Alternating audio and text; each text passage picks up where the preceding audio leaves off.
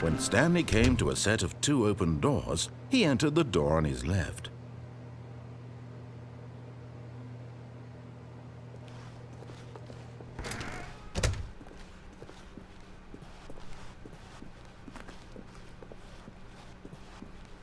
Yet there was not a single person here either. Feeling a wave of disbelief, Stanley decided to go up to his boss's office. Hoping he might coming to a staircase, Stanley walked upstairs to his boss's office.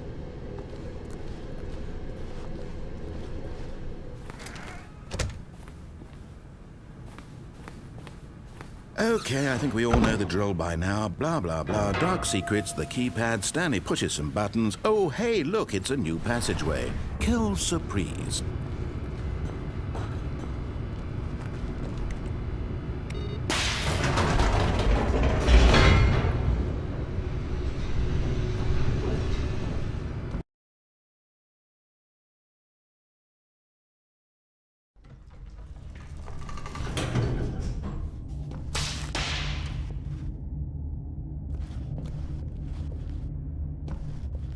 Stanley walked straight ahead through the large door that read Mind Control Facility.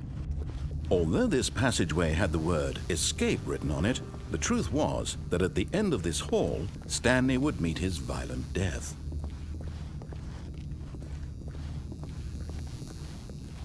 The door behind him was not shut.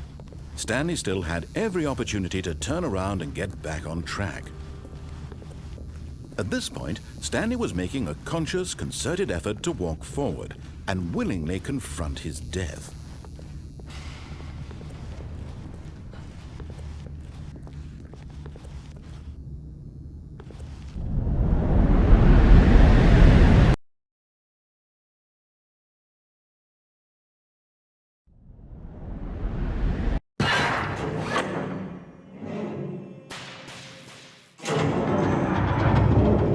As the machine whirred into motion and Stanley was inched closer and closer to his demise, he reflected that his life had been of no consequence whatsoever. Stanley can't see the bigger picture. He doesn't know the real story, trapped forever in his narrow vision of what this world is. Perhaps his death was of no great loss, like plucking the eyeballs from a blind man. So he resigned and willingly accepted this violent end to his brief and shallow life. Farewell, Stanley.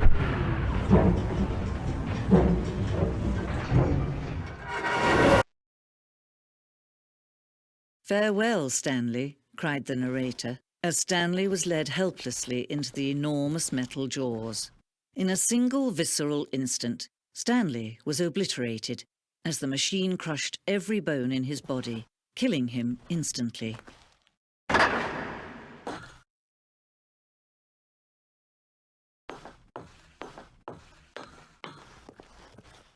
And yet it would be just a few minutes before Stanley would restart the game, back in his office, as alive as ever. What exactly did the narrator think he was going to accomplish? When every path you can walk has been created for you long in advance, death becomes meaningless, making life the same. Do you see now? Do you see that Stanley was already dead from the moment he hit start?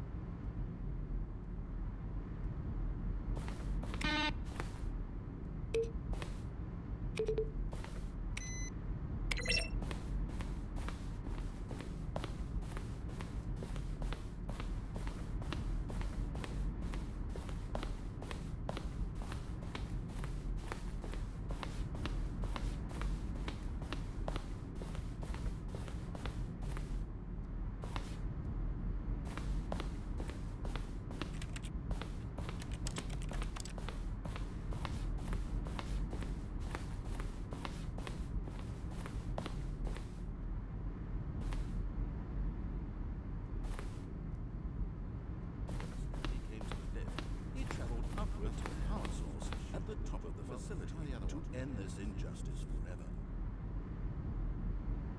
Stanley stood on the snow. Stanley stood on the roof. And finally, he pushed the number 9.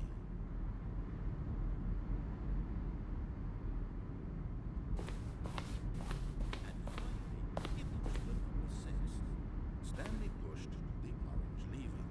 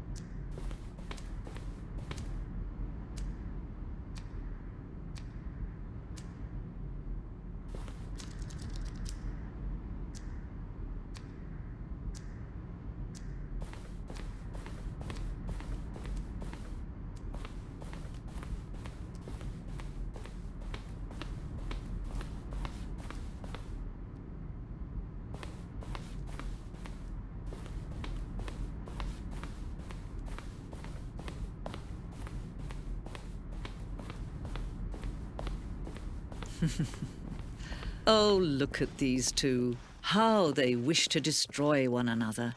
How they wish to control one another. How they both wish to be free. Can you see? Can you see how much they need one another? No, perhaps not. Sometimes these things cannot be seen. But listen to me. You can still save these two. You can stop the program before they both fail. Push escape and press quit. There's no other way to beat this game. As long as you move forward, you'll be walking someone else's path. Stop now and it'll be your only true choice. Whatever you do, choose it. Don't let time choose for you. Don't let time...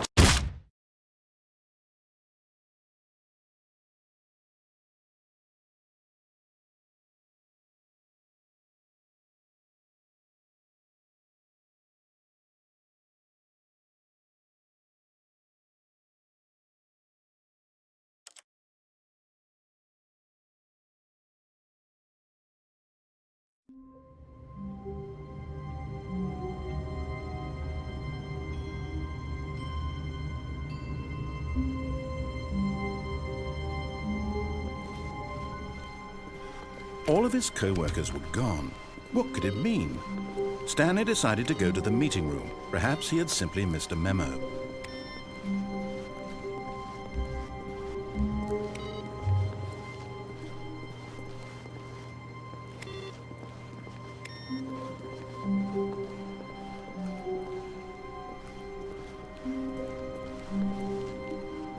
When Stanley came to a set of 2 open doors, he entered the door on his left.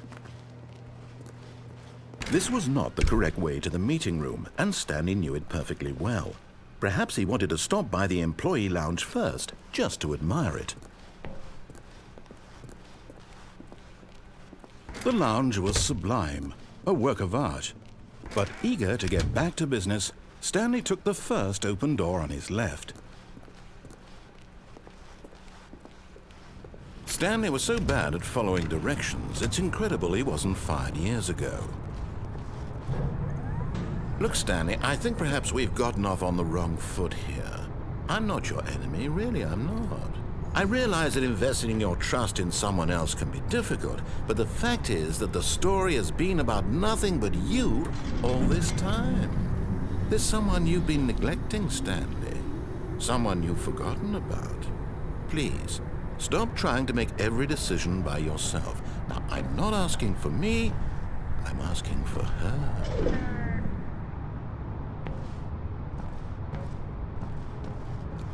This is it, Stanley. Your chance to redeem yourself, to put your work aside, to let her back into your life. She's been waiting. That's her, Stanley. You need to be the one to do this, to reach out to her.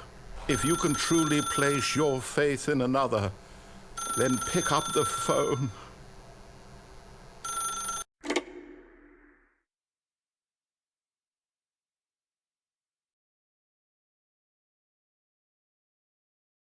Oh, Stanley, is that you? Hold on, sweetie. Sorry to keep you waiting. I'm just pulling the bread out of the oven. All right. Okay, there we go. All right, now, I want you to come in and tell me all about your day. Gotcha! Oh, come on. Did you actually think you had a loving wife who'd want to commit their life to you? I'm trying to make a point here, Stanley. I'm trying to get you to see something. Come inside. Let me show you what's really going on here. Sorry, but you're in my story now. This is a very sad story about the death of a man named Stanley.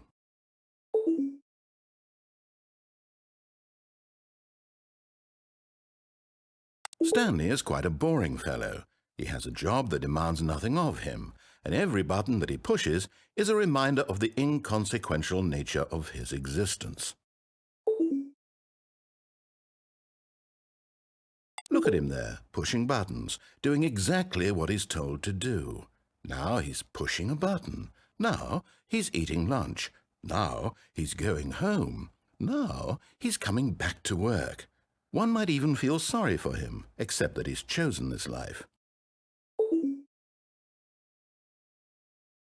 But in his mind, he can go on fantastic adventures. From behind his desk, Stanley dreamed of wild expeditions into the unknown, fantastic discoveries of new lands. It was wonderful, and each day that he returned to work was a reminder that none of it would ever happen to him. And so he began to fantasize about his own job. First, he imagined that one day while at work, he stepped up from his desk to realize that all of his co-workers, his boss, everyone in the building had suddenly vanished off the face of the earth. The thought excited him terribly.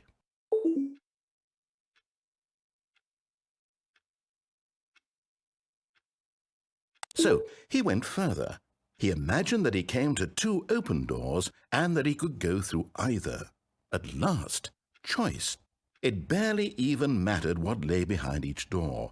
The mere thought that his decisions would mean something was almost too wonderful to behold.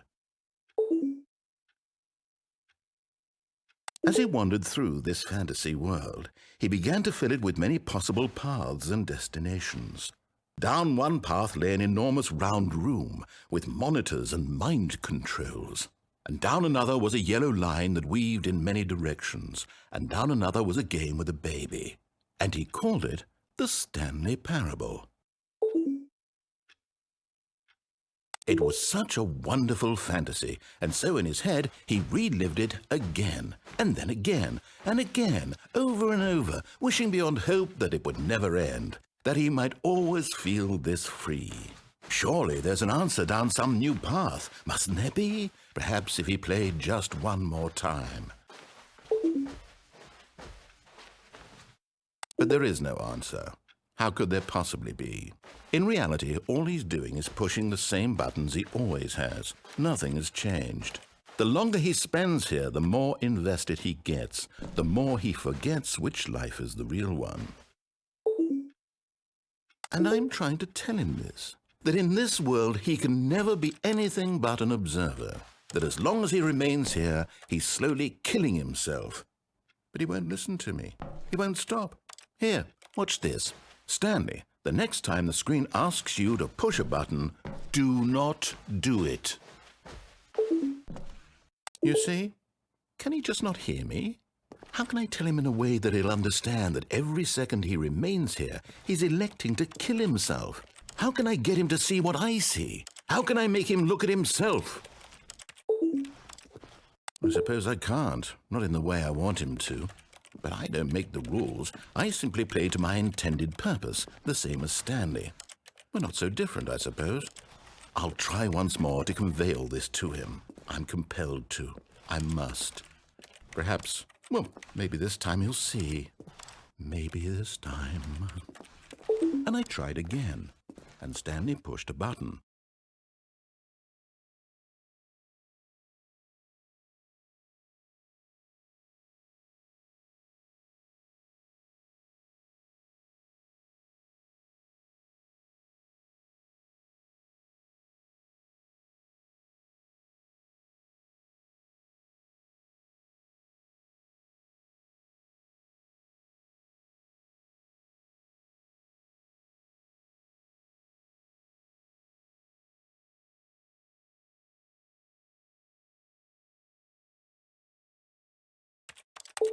And I tried again, and Stanley pushed a button. And I tried.